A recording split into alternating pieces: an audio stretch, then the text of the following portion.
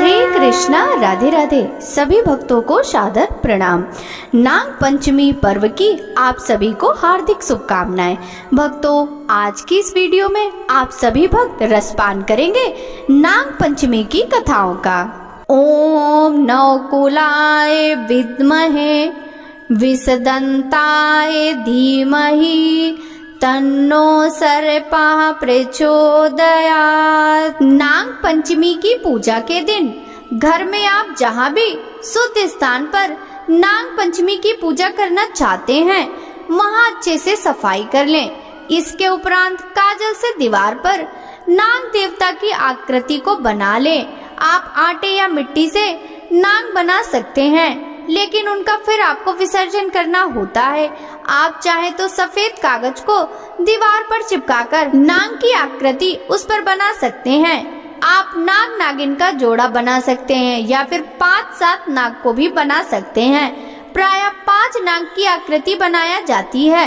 इसके उपरांत शुद्ध जल को कलश में लेकर फूलों से पानी को उस पर छिड़के उसे शुद्ध करेंगे। इसके उपरांत सभी बनाए गए नागों का हल्दी से तिलक करें। इसके बाद रोली से तिलक करें। तिलक पूर्ण करने के उपरांत देसी घी का एक दीपक नागों की आकृति के समक्ष प्रज्वलित करें। इसके साथ ही दीपक का भी पूजन करें। दीपक का तिलक करने के उपरांत वस्त्र समर्पित करने के लिए कलावा को समर्पित करें। इसके उपरांत पुष्प को समर्पित करें। भोग के लिए आप कच्चा दूध चढ़ाएं। इसके उपरांत मिठाई समर्पित करें। 1 लोटा जल लेकर अपने दाएं हाथ में भीगे हुए मोठ और बाजरे को लेकर कथा श्रवण करें। मोठ बाजरा यदि ना हो तो आप पुष्प अपने हाथ में ले सकते हैं। कहानी को आप खाली हाथ नहीं सुने। कथा श्रवण करने के उपरांत मोठ बाजरा या पुष्प को नाग देवता को समर्पित करें। इसके उपरांत आप दिए से नाग देवता की आरती करें। इसके उपरांत भगवान शिव का ध्यान लगाकर उनसे अपनी मनोकामना को पूर्ण करने के लिए विनय करें और पूजा में यदि कोई कमी रह गई हो तो क्षमा याचना करें। इसके उपरांत जल के लोटे को सूर्य देवता को अर्घ्य दे देना चाहिए। भक्तों, अब हम नाग पंचमी व्रत कथा श्रवण करेंगे। एक गांव में एक साहूकार रहता था। उसके 7 बेटे और 7 बहुएं थी। 7 बहुएं मिट्टी लाने के लिए गई। जब वे मिट्टी खोदने लगी तो मिट्टी में एक सांप निकला। सभी सांप को लकड़ी से मारने की कोशिश करने लगी। तभी छोटी बहू ने कहा कि इसे मत मारिए, इसे जाने दीजिए। छोटी बहू के पीहर नहीं था तो उसने सांप को अपना भाई बना लिया और कहा कि तुम यहीं बैठे रहो। सांप वहीं बैठा रहा। दूसरे दिन जब छोटी बहू उपले लाने के लिए गई तब सांप वहीं बैठा था। सांप ने उसको डसने की कोशिश की। तभी छोटी बहू बोली, भाई जी राम राम। तब सांप उसे पहचान गया। सांप ने कहा कि तुमने भाई बोल दिया, वरना मैं तुम्हें डस लेता। तब छोटी बहू ने कहा, आप मुझे कैसे डस लेते, मैंने आपको धर्म का भाई बनाया है। छोटे बहू ने अपने सांप भाई को आशीर्वाद दिया। खुश होकर सांप ने उसे एक आभूषण दिया। जब वह जेवर पहनकर घर आई तब देवरानी और जेठानी बोली कि सांप देवता ने इसे डसा नहीं, जेवर आभूषण भी दिया। थोड़ी देर बाद सांप अपनी बहन को लेने आया और कहा, मेरी बहन को मेरे साथ भेज दो। सभी देवरानी जेठानी बातें करने लगी कि अपने तो पीहर में भाई है फिर भी लेने के लिए नहीं आए। देवरानी के भाई नहीं है फिर भी इसके धर्म का भाई इसको लेने आ गया।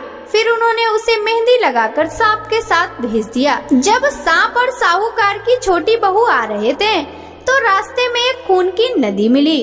तब छोटी बहू ने कहा, यह नदी मैं कैसे पार करूंगी। तब भाई बोला कि तुम मेरी पूंछ पकड़ लो।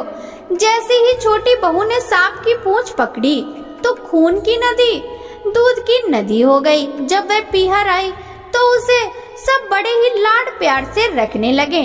एक दिन सांप की माँ बोली, मैं बाहर जा रही हूँ, तुम अपने भाइयों को ठंडा दूध करके पिला देना। छोटी बहू ने सांपों को गरम गरम दूध ही डाल दिया, जिससे कई सांप के फन जल गए और किसी की पूंछ जल गई। तब पड़ोसन ने यह बात सांप की माँ को बताई। ये सब कहने लगे कि अब इसको इसके ससुराल भेज दो। जब छोटी बहू ससुराल जाने लगी तो उसकी ताइयां और चाचियां कहने लगी कि बेटा तुम्हें बहुत प्यार से रखा है, तुम्हें 6 कमरों की चाबी तो दे दी, लेकिन 7वें कमरे की चाबी नहीं दी। छोटी बहू को गुस्सा आया और उसने अपने भाई से कहा, तुमने 7वें कमरे की चाबी मुझे क्यों नहीं दी? सांप ने कहा, तुम अगर 7वें कमरे की चाबी ले लोगी तो तुम पछताओगी। लेकिन वह जिद करने लगी और जिद करके 7वें कमरे की चाबी ले ली। जब उसने 7वें कमरे का ताला खोला तो उसमें एक बड़ा अजगर बैठा था। उसे देखते ही अजगर ने फुफकार मारी। छोटी बहू ने कहा, पिताजी राम राम। अजगर ने कहा कि तुमने मुझे पिताजी कह दिया, वरना मैं तुम्हें डस लेता। नाग देवता अजगर ने उन्हें खुश होकर 9 करोड़ का हार दे दिया। बहुत सारा धन और 9 करोड़ का हार लेकर वह अपने ससुराल आ गई। सभी ने उसके पास इतनी धन दौलत और इतना कीमती हार देखा तो आश्चर्यचकित रह गए। दूसरे दिन सभी के बच्चे खेल रहे थे और अनाज बिखेर रहे थे। तभी छोटी बहू के बच्चों को उसकी ताई और चाची बोलने लगी, तुम्हारे नाना मामा तो अजगर और सांप हैं, तुम उनसे सोने और चांदी के अनाज की बोरियां मंगवाकर उन्हें बिखेरा करो। जब सांप ने यह बात सुनी तो उसने सोने चांदी के अनाज की बोरियां लाकर रख दी। थोड़े दिनों बाद छोटी बहू के बच्चे झाड़ू को बिखेर रहे थे। साहूकार की बड़ी बहू बोली कि तुम अपने नाना मामा से सोने की झाड़ू मंगवा लो और उन्हें बिखेरो। साहू का पूरा घर सोने चांदी से भर गया। किसी ने राजा को चुगली कर दी और कहा, साहूकार की छोटी बहू के पास 9 करोड़ का हार है। वह 9 करोड़ का हार तो रानी के गले में ही सुंदर लगता है। राजा ने सैनिकों को आदेश दिया कि वे छोटी बहू से हार लेकर आएं। राजा के लोग छोटी बहू से हार लेकर जाने लगे तो छोटी बहू का मन उदास हो गया। उसने कहा कि जब मैं यह हार पहनूं तो यह 9 करोड़ का हार रहे और जब कोई दूसरा पहने तो सांप बन जाए। और वैसा ही हुआ। जब रानी ने यह हार पहना तो उसके गले में सांप ही सांप हो गए। राजा ने छोटी बहू को बुलाया और कहा, यह सब क्या है? छोटी बहू ने बताया कि उसके पीहर नहीं था, उस सांप ने उसको भाई बनाया, उसी ने यह हार उपहार में दिया। उसके अलावा कोई भी यह हार पहनता है तो वह हार सांप का बन जाता है।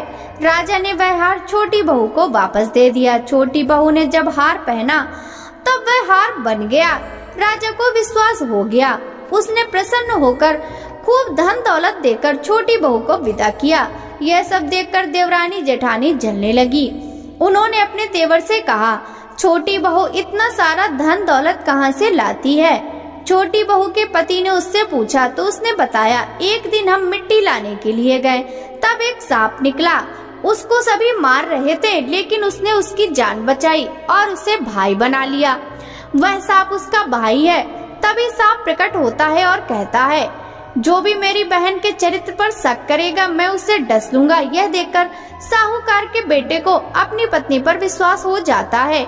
वह सभी गांव वालों को कहता है कि नाग पंचमी के दिन सभी ठंडी रोटी खाएं, कहानी सुने और सांप देवता की पूजा करें। हे नाग देवता, जैसा छोटी बहू को पीहर दिखाया वैसा सभी को दिखाएं।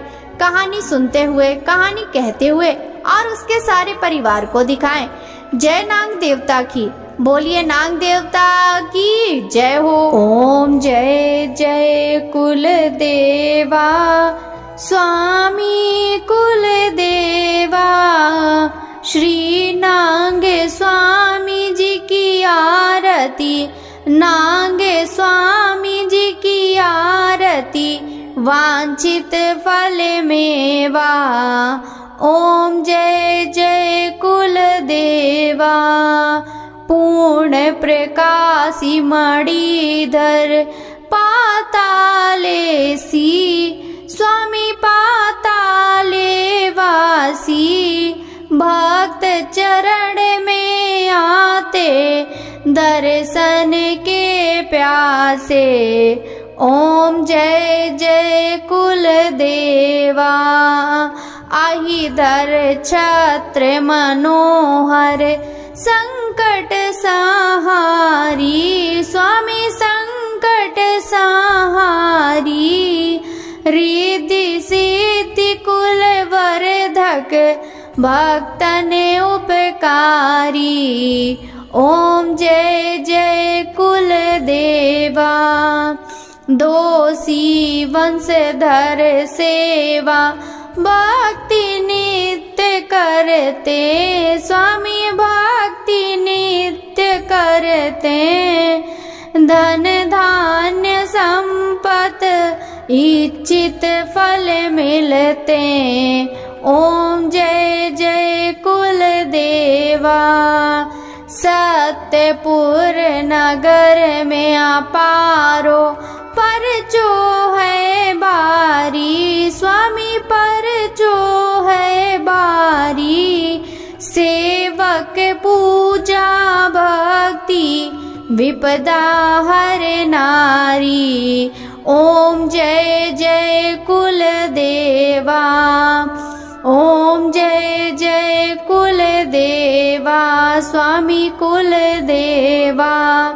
श्री नागे स्वामी जी की आरती, नागे स्वामी जी की आरती। वांछित फल मेवा। ओम जय जय कुल देवा। बोलिए नाग देवता की जय हो।